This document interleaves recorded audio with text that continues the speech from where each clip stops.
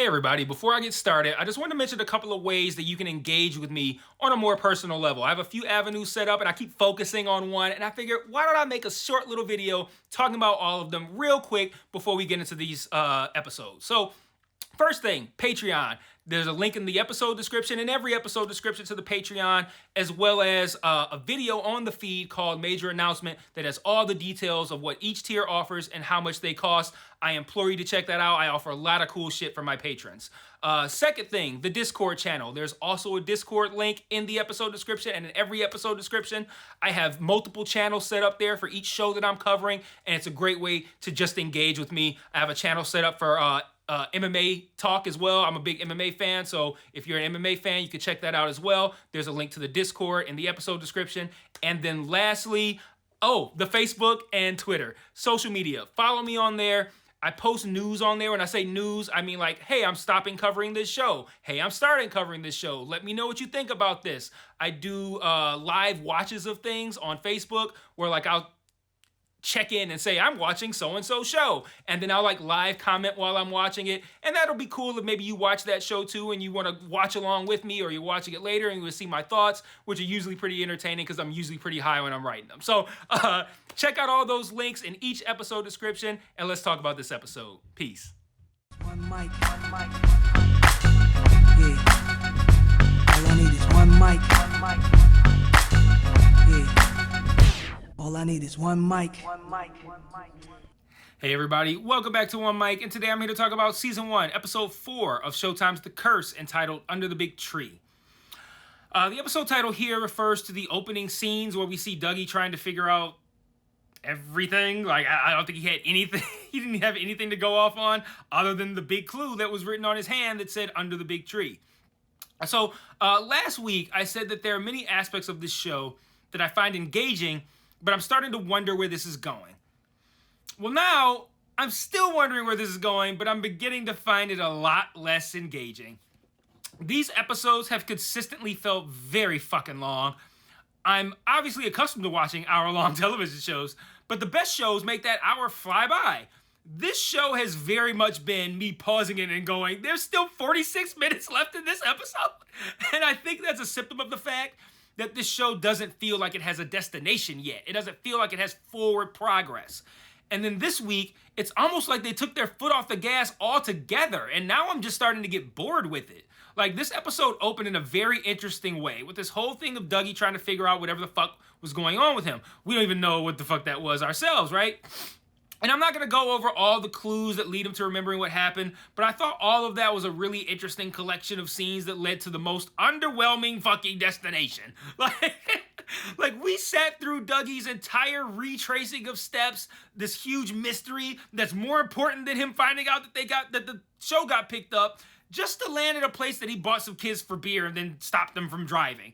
And like all of that really just to give another example of how he feels guilty about the role in the death of his wife.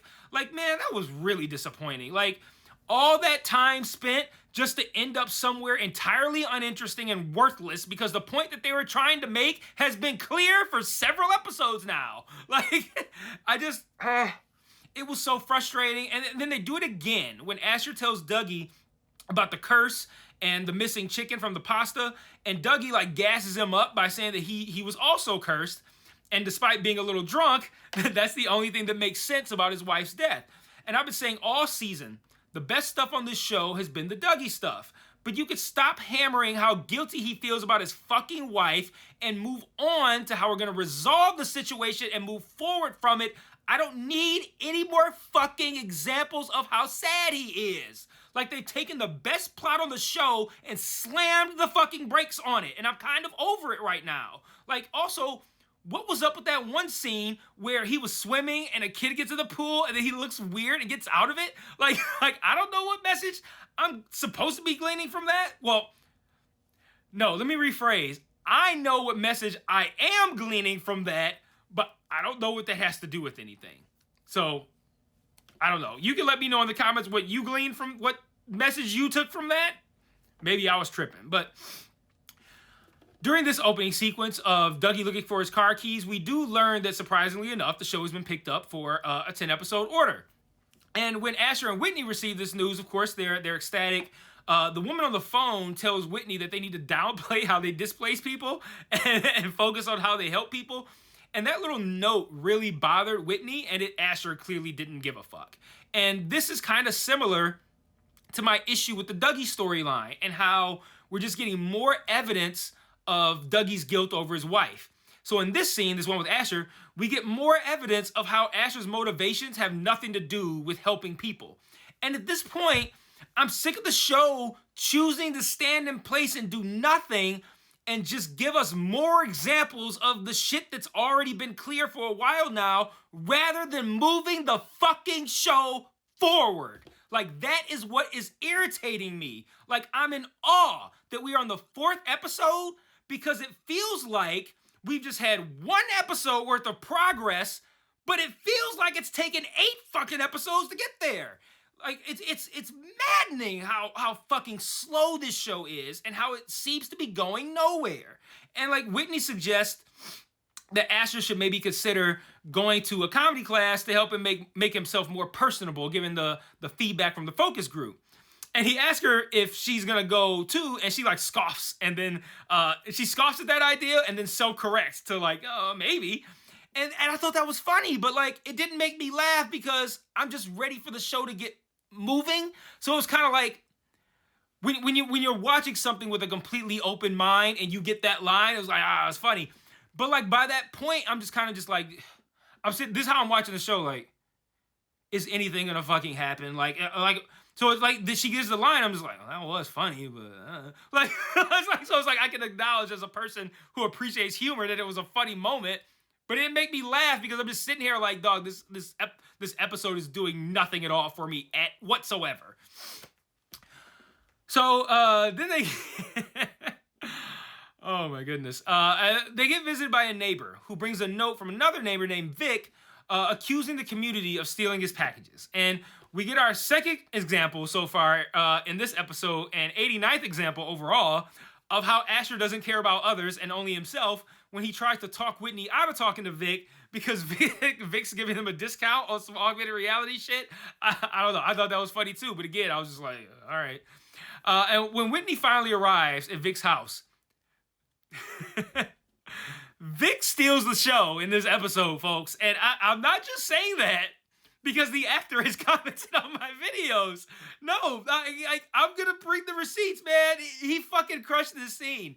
Like, whatever he channeled through body language to give off, I don't give a fuck what this lady talking about right now. It worked really well because that was exactly what I picked up from him. He's like, well, if you want to remove the stove and you want to put in a different one, that makes the home, like, it's not eco-friendly anymore. And he's just like, well, I want to make stir fries. So I don't give a fuck. Like, yeah, that's real. He's like, well, I figure since it's my house, I can do what the fuck I want with it. That's true. And it's funny because Asher makes the same point later. I'm like, well, Asher, you're only making that point because you're a piece of shit who doesn't care about the climate and the economy. I mean, I said the economy. Doesn't care about the climate. I would just say climate. He doesn't care about the climate anyway. And then the best line of the episode is delivered by Vic as well. When Whitney is talking about the stolen packages, his stolen packages. And she's like, the neighbors share your concerns about your stolen packages. And he's like, then why are they stealing them? Oh, man. Like, Vic, that was the best line of the episode, man. Like, that one actually did make me laugh. But and then Vic stole the show. He wasn't done yet. Like, Whitney tells him that the wording in his note is like, she's like, the wording, the way this is worded, it can come off like you're accusing them. And he just stands, he don't say shit. And he's standing there silently saying with his body language, bitch, cause it is. Man, he saved the episode, like, this shit be dying. He's like, this can come off like accusations. He was like, and bitch, it is accusations. It's made one to you right now. Oh boy, that was funny. So man, if/when you watch this, man, I swear to God, I'm not trying to suck up to you from commenting on my videos, man. Shout out to you on Dave, all that good shit. But look, I'm not blowing smoke up your ass, bro. Like, you crushed this fucking episode, man. That shit was so fucking funny, man. Why are they stealing them? Oh man. Where was I? There's some other stuff in this episode that I honestly I don't even really feel like covering because it's more of the same shit. More examples meant to tell us shit that we already know without furthering the plot. Asher is still freaking out about the curse. He goes to I'm the Captain Now's house with food, and he checks for mold, leaving petri dishes sitting around. Like, anyway, he chops it up with the kids about curses, and I'm the Captain Now tells him that he doesn't want him to talk about curses with the girls anymore. And I thought that might go somewhere interesting, but then I'm the Captain Now says like both that he don't give a fuck about curses, but then also that like. No, he says that he don't believe in it, but that also they don't fuck with it. Like, oh, we don't fuck with curses. And he's like, oh, wait. Asher's like, wait, what? He's like, no, I don't believe in it, but we don't fuck with it. All right. Oh, and then Asher also tries and fails to steal the stove that Vic threw out.